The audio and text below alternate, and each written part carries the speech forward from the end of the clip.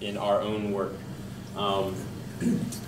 We are hoping that in the future, our colleagues feel empowered enough to make decisions on their own, to make their business profitable, and to share in those profits as well. This is a success story. It's not completely all the way through and finished, but it's a success to me because they took initiative and did it. This is Gumbar and Matthew, and they are our goat shepherds, okay? And normally they are out in the field, and we don't get to see them that much, except at morning devotion and these meetings, these professional development meetings, and at the end of the day when they're leaving, or if we go out to see them in the middle of the day. We're having a meeting, one of these, our staff meetings, and all of a sudden they raised their hand and said, oh, we have an announcement to make. And they said, we have some of our cheese that we're selling if you guys would like to buy some. It's, I forget what they said, 20 LD or something for a small cube. And I was like, wow, whoa, where did that come from? And they took initiative to use the milk from our goats to start making some cheese and start trying to sell it. Now from there, we talked about numbers. We talked about, okay, you know, let's figure out if this price is going to be profitable and sustainable for us. And we figured that we went through it all together and did the calculations of the costs and stuff. And they said, okay, we think that's good. Now let's see. And then they said, can we go? Will you give us some money to ride on a motorbike into town to go sell it at the market to see, you know, what people say? And they said, yeah. I said, yeah, let's do it. And so they both went in, took a day to do that, to check that out. Yeah, it was 50-50. Yeah, they said they came back saying some people thought it was very interesting, and they said some people were like, you can drink goat milk? You can eat goat milk? So it's a new product, but that's what we want that's what the kind of thing we want our colleagues to do, is to start to feel empowered to be a part of the vision that we have for this organization.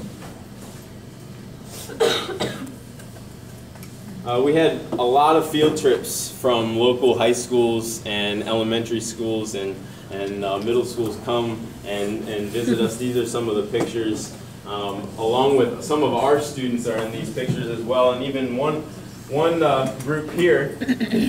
This is students from a local high school, and this is our student, and he is their teacher. So he brought his kids to go through and see the technology that's here, see some of the animals that are there, some of the breeds that they aren't used to seeing in Liberia, and to learn a little bit about farming God's way. Go ahead, Corey. So throughout the year, we've been doing a lot of different things, trying to progress and improve on the farm, the ARC, the research center. This is one of them. You guys had some of it out in the back there, chocolate. We got a chocolate melanger is what it's called, and we bought some cocoa from local farmers out in the rural areas and went through the process of trying to make some chocolate, and found that we think we were, you know, pretty successful. We love it. Did you guys like it? Yeah. Yeah. You like it? It's okay. Really it's very much dark chocolate. Thank you. And a little bitter if you don't like dark chocolate, but you know, I think we love it. They have a tendency to say, oh, it's bitter. Because when you hear chocolate, they think of very sugary, sweet, very, very sweet. Because most of the chocolate that they're getting from the supermarkets out in Ganta is sort of lower quality chocolate. Lots of sugar in it.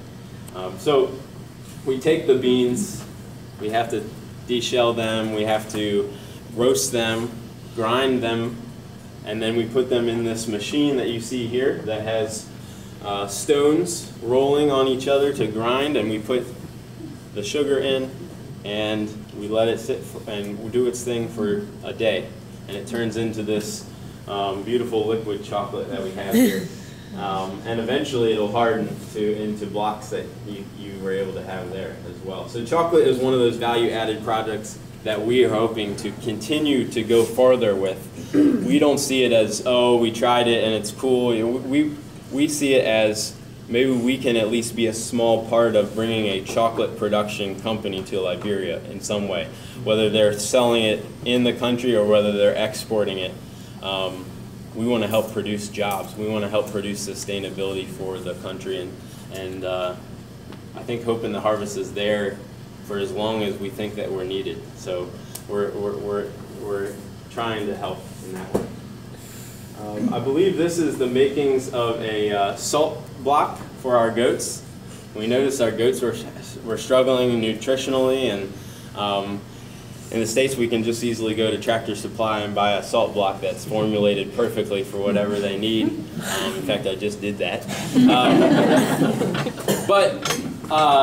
While we were there, we figured, well, let's not wait until we can go and buy some from the States and bring it over in a suitcase or something like that. Let's see what we can do. And Anna actually was Anna and I think Holly were part of figuring out the ingredients to put together. There's concrete, salt, looks like clay, bone meal. Yeah, we roasted bones and ground it up and put it in there. We went to the termite hills, which are like this big in Liberia, and stole some dirt because they have a lot of nutrients, concrete, salt, water. So tasty. For the goats. For the goats. Yeah. So these are just a couple ways that we've done improvements, but I think the biggest improvement is just on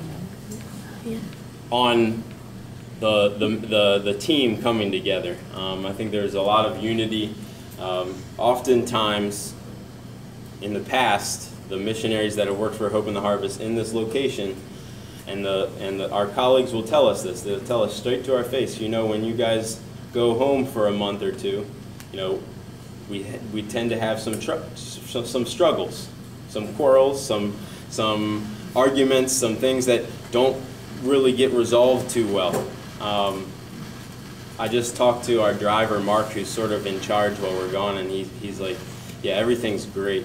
I think, you know, people are getting along. People are, you know, there's been some minor things here and there, but, you know, people have unified a little bit. So that's, I think, the biggest impact in progress on the farm. This is Joshua. He's our student. He's the sponsored student as well for the mission, and he's the only student that lives on the mission grounds with us.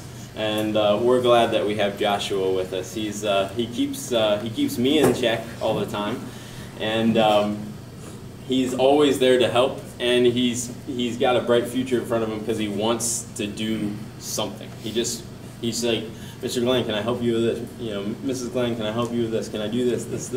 So he takes initiative. Joshua.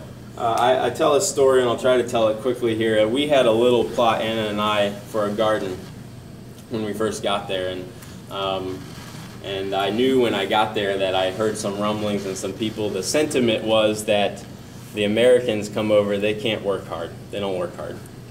And I was like, oh man, I wish they didn't feel that way. I feel like I can work hard. So I saw this garden plot. I was like, all right, let's make a good, you know, beautiful garden. And then, of course, you know, the first time around, we had all these other things going on. I'm making excuses. It wasn't that good. But the second time around, people were coming to ask to help, and I was like, no, like, you know, this is our time to, you know, sort of get away and do this, and this is our project, but Joshua just kept coming. Wouldn't leave me alone, and now I'm glad he didn't. We did. It's turned into, from my garden into our garden, me and Joshua's garden, and we right before we came home, we harvested a bunch of sweet potatoes, which are really easy to grow though in Liberia. So it was really nice to do that. And he's very interested. He keeps on me saying, Mr. Glenn, where's the carrot seeds? I want to grow some carrots. And we had grown some carrots a little bit in the first garden that we did, and they grew decently well, which is a surprise to me a little bit. So he said, I want to try them. Because we don't see carrots too often, but you will see them every once in a while in a wheelbarrow being sold in the market in a certain time of year, and usually they're imported from somewhere. He wants to try that, and if he can do it, It'll no doubt be pretty profitable for him. So this is Joshua, and he's a great friend of ours.